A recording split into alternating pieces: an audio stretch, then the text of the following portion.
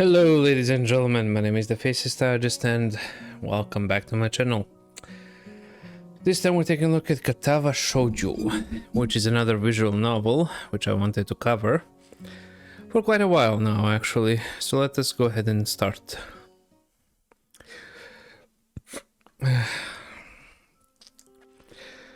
A light breeze causes the naked branches overhead to rattle like wooden wind chimes. This is a popular retreat for couples in the summer. The deciduous tree provides a beautiful green canopy far out of sight of teachers and fellow students. But now, in late winter, it feels like I'm standing under a pile of kindling. I breathed into my cupped hands and rubbed them together, furiously to prevent them from numbing in this cold. We are, he saw. Just how long am I expected to wait out here anyway? I'm sure the note said 4 p.m. I asked the note. Sit between the pages of my math book while I wasn't looking. As far as cliches go, I'm more fan of the letter in the locker, but at least this one shows a bit of initiative. As I ponder the meaning of the note, the snowfall gradually thickens. The snowflakes silently falling from the white painted sky are the only sign of time passing in this stagnant world. The slow descent upon the frozen forest makes it seem like time has slowed to a crawl. The rustling of dry snow underfoot startles me. Interrupting the quiet mood, someone is approaching me from behind. Hisao, you came? Hesitating, barely audible question. However, I recognize the owner of the dainty voice instantly. Feel my heart skip a bit. It's a voice I listened to hundreds of times. Whenever is more than an eavesdropper to a conversation, I turn to face this voice, the voice of my dreams, and my heart begins to race. This is us. It's snowing outside, she's in a skirt. Japan, you know. Ivanako, I got a note telling me to wait here. It was yours? Damn it, I spent all afternoon trying to come up with a good line, and that was the result. Pathetic. Yes, I asked a friend to give you that note. I'm so glad you got it. A shy joy smile that makes me so tense. Couldn't move a single muscle even if I tried.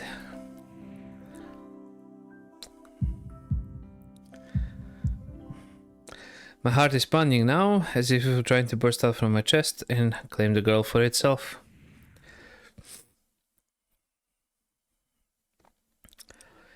So here we are, out in the cold. Once again, the wind steers up the branches. The cacophonous noise is music to my ears. Ivanko flinches ever so softly against the gust of wind. As he passes, she rights herself as if supported by some new confidence. Her eyes lock with mine and she lazily twirls her long dark hair around her finger. All the while the anxious beating of my heart grows louder. My throat is tight. I doubt I could even force a word out if I tried. You see, I wanted to know if you'd go out with me. I stand there motionless save for my pounding heart. I want to say something in reply, but my vocal cords feel like they've been stretched beyond the breaking point. Hisao? I reach up to try to massage my throat, but this only sends a spike of binding pain along my arms. Hisao? My whole body freezes save for my eyes, which shoot open in terror.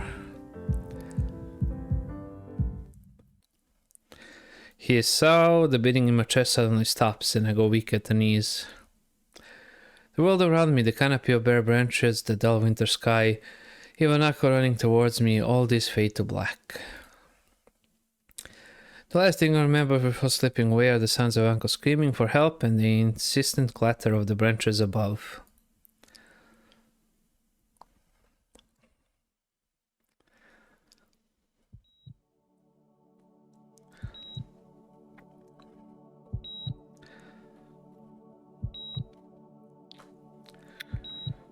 Yeah, my dude just had a heart attack, if you can believe it.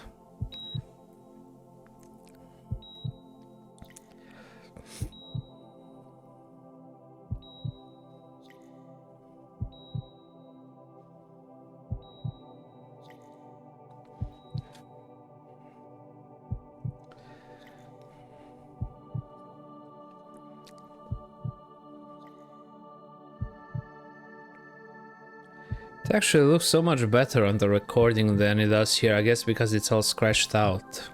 Stretched out, that is.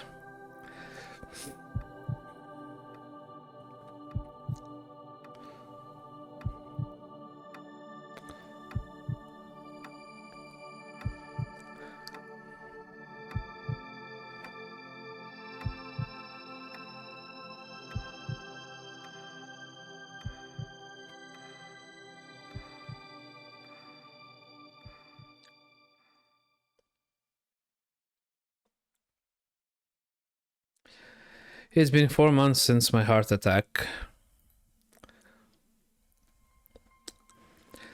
In that whole time, I can probably count the times I left this hospital room unsupervised on one hand. 4 months is a pretty long time when you're left alone with your thoughts, so I had plenty of time to come to terms with my situation. Arrhythmia. A strange word, a foreign alien one that you don't want to be in the same room with.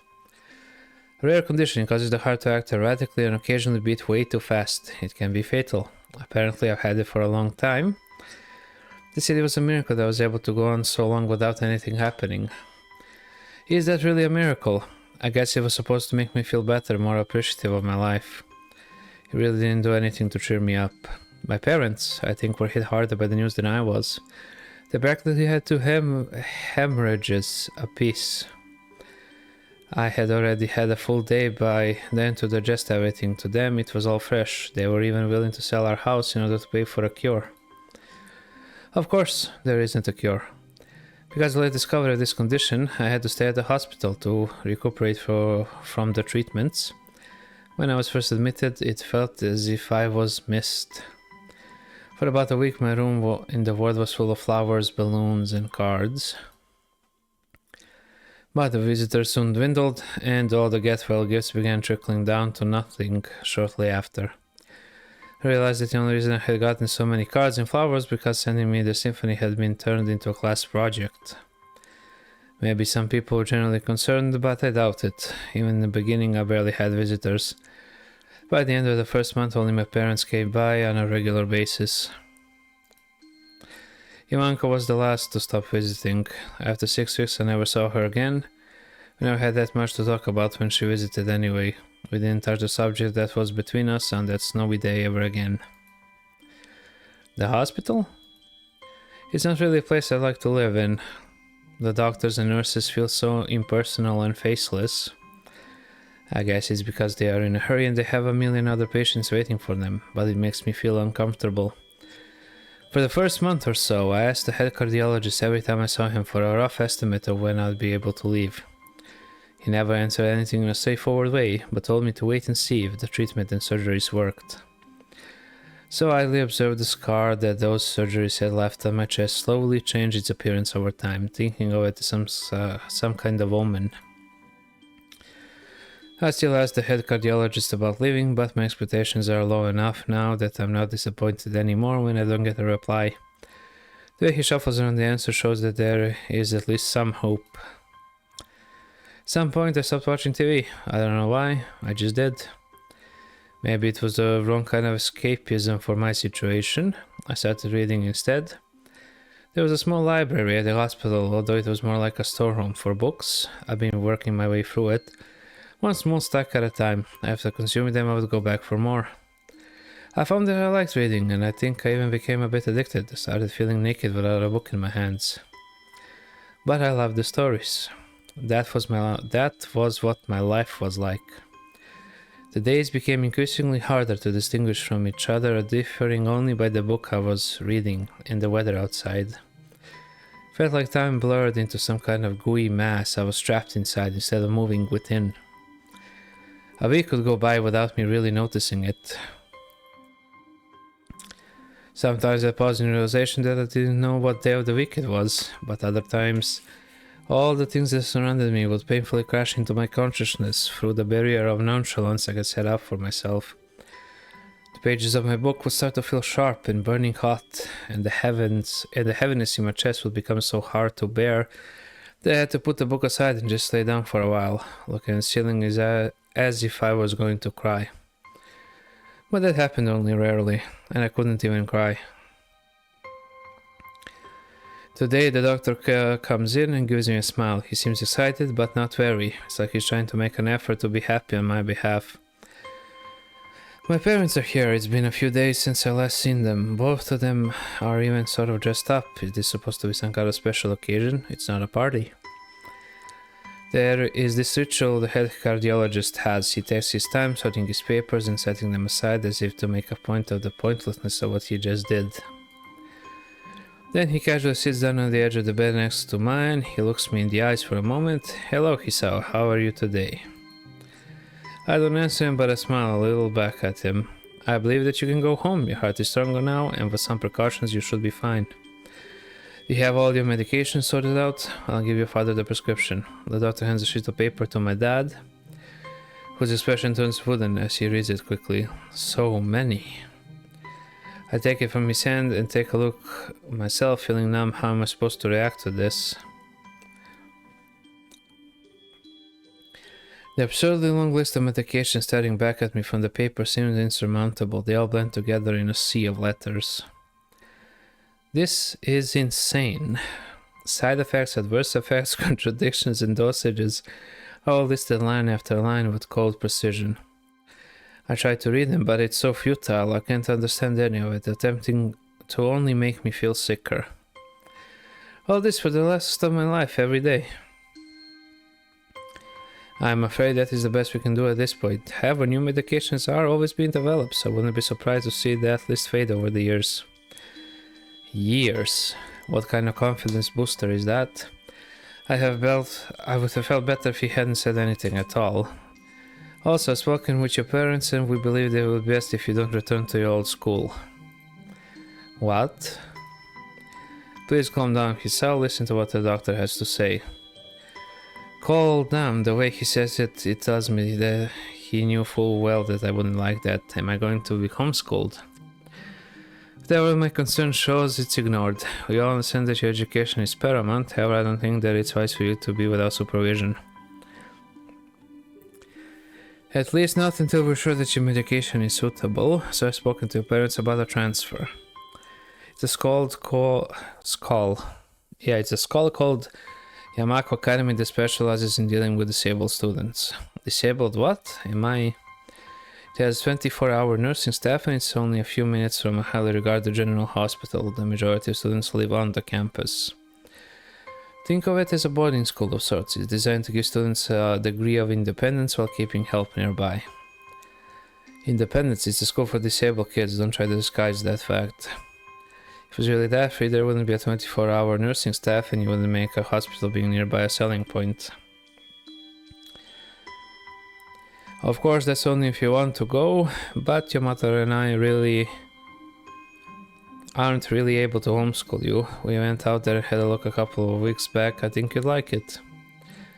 Looks like I really don't have a choice. Compared to the other heart problems, people with your condition usually tend to live long lives. You'll need a job one day and this is a good opportunity to continue your education. This isn't an opportunity, don't call it an opportunity, don't call it a goddamn opportunity.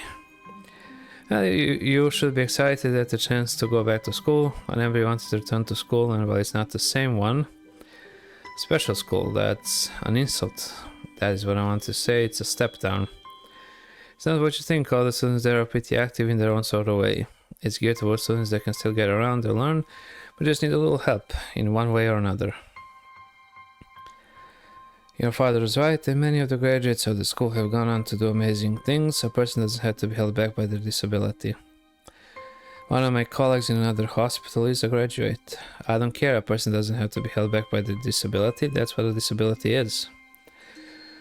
I really hate that something so important was decided for me, but what can I do about it? A normal life is out of the question now. It's funny, I had always thought my life was actually kinda boring, but now I miss it. I want to protest, I want to blame this lack of reaction on shock or fatigue. I could easily yell out something now. Something about how I can go back to school anyway, but no. I don't say anything. The fact is that I know now it's futile. I look around the room, feeling very tired of all of this. The hospital, doctors, my condition, everything. I don't see anything that will make me feel any different. There really isn't a choice, I know this, but the thought of going to a disabled school What are those even like? As much as I try to put a positive spin on this, it's very difficult. But let me try.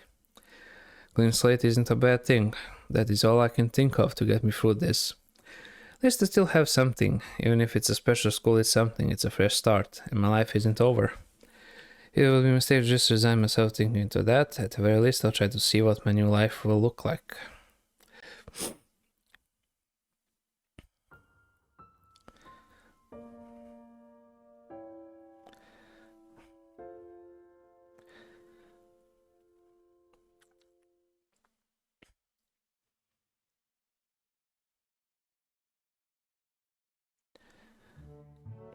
The gate looked far too pompous for what it was. In fact, gates in general seem to do that, but this one especially so. Red bricks, black wrought iron, and grey plaster assembled into a whole that didn't feel welcoming at all. I wonder if it looked like what a gate for a school should look like, but couldn't really decide. Probably no. Of course, I didn't want to get stuck on thinking about the gate for too long, so I entered through it with a brisk pace that felt surprisingly good. Moving forward feels good. So I walk towards the main building of Yamako Academy with this brisk pace. I'm alone as my parents are taking my stuff to the dorms. And there's still supposed to be someone waiting for me. The grounds are incredibly lush, filled with green. Doesn't feel like the kind of grounds a school would have, more like a park with a clean walkway going past trees and the smell of fresh cut grass and all other park-like things. Words like clean and hygienic pop into my mind. It makes me shudder. Shake them off, stay open-minded now. It's your new life, you have to take it as it comes. That's what I tell myself. Few big buildings loom behind the leafy canopies, too big and too many for just a school. Everything seems off. It's different from what I thought I knew about schools. It's an uncanny valley, even though I was told this is my new school. In the back of my head, it doesn't feel like one. I wonder if the feeling is real or caused by my expectations of a school for the disabled. Speaking of that, I don't see anyone else here. It's kinda eerie. It makes me wish there was somebody here so I could anchor myself to something tangible, instead of having this feeling that I stepped into another dimension. The trees hum with the wind and their green hues flashing all around me catch my attention.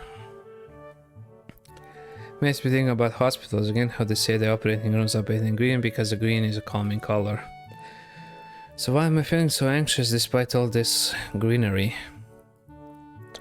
Only after I stand in front of the haughty main building I surprised myself by realizing why the gate bothered me.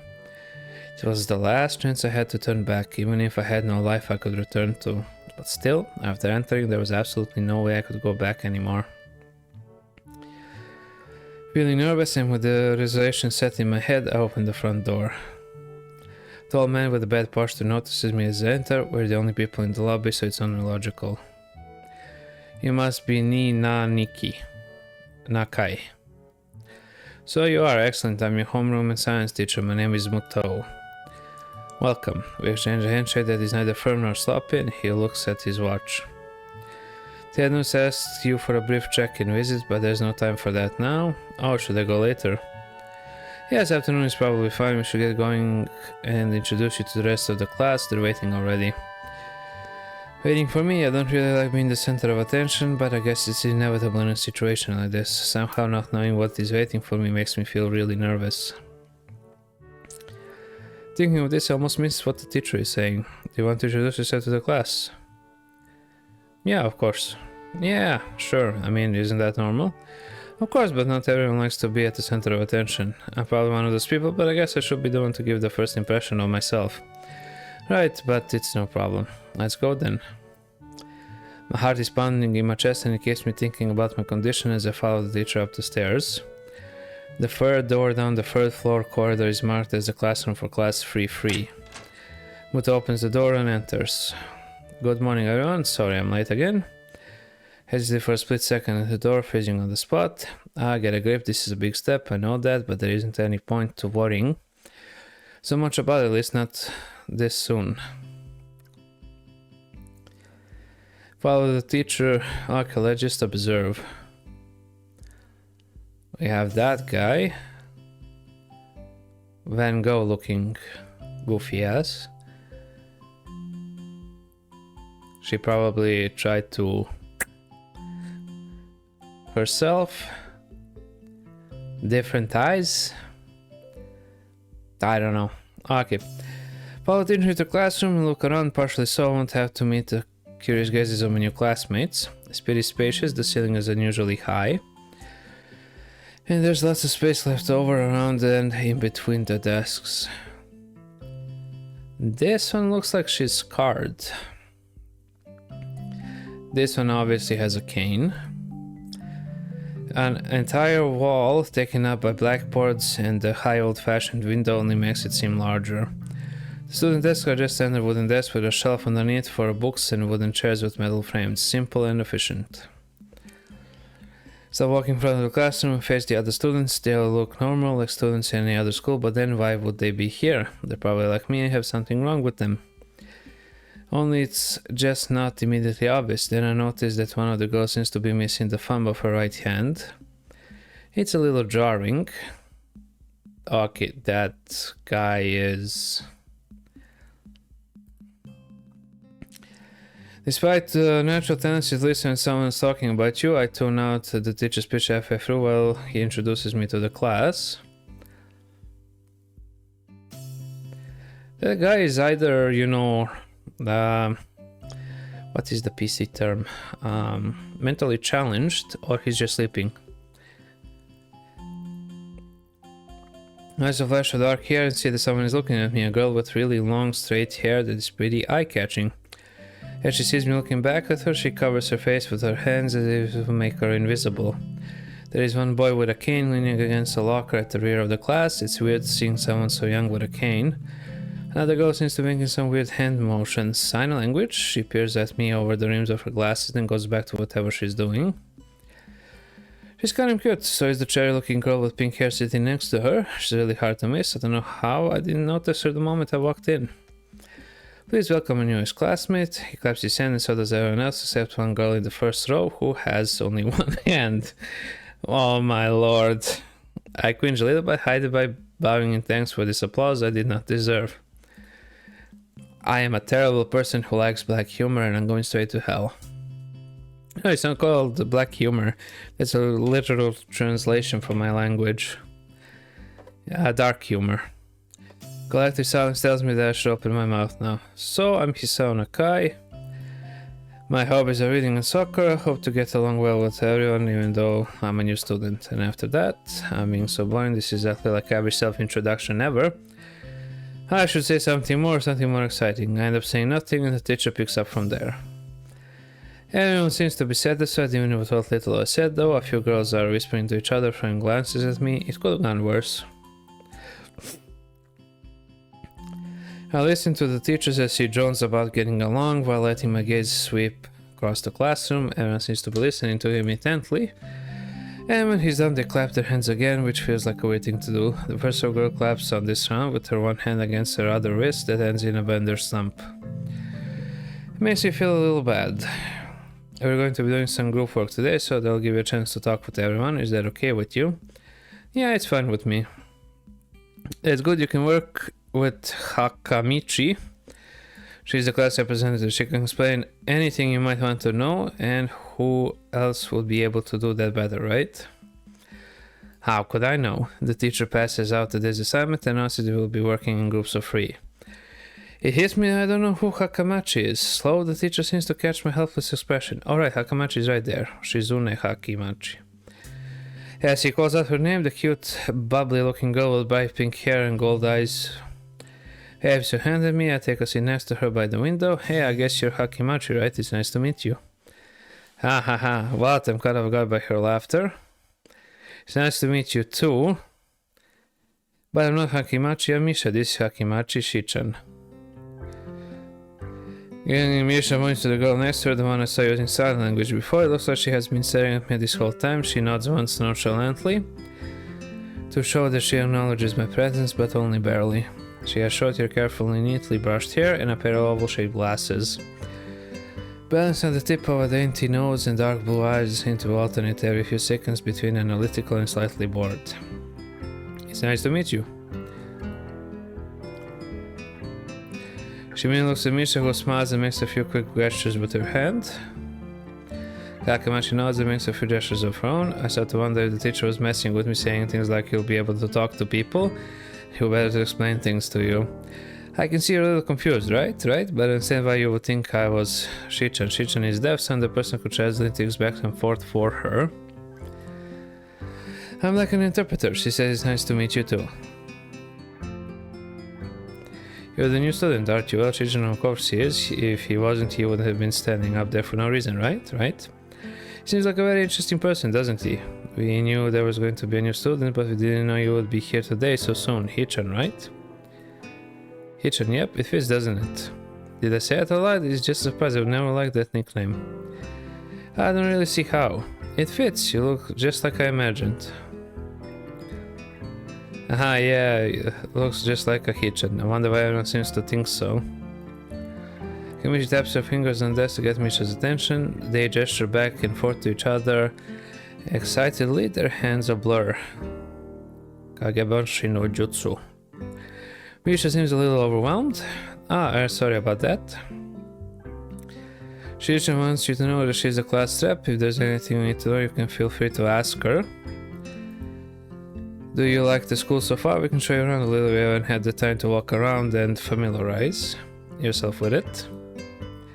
Which done with the hard word, making it stick out in her otherwise fluid translation.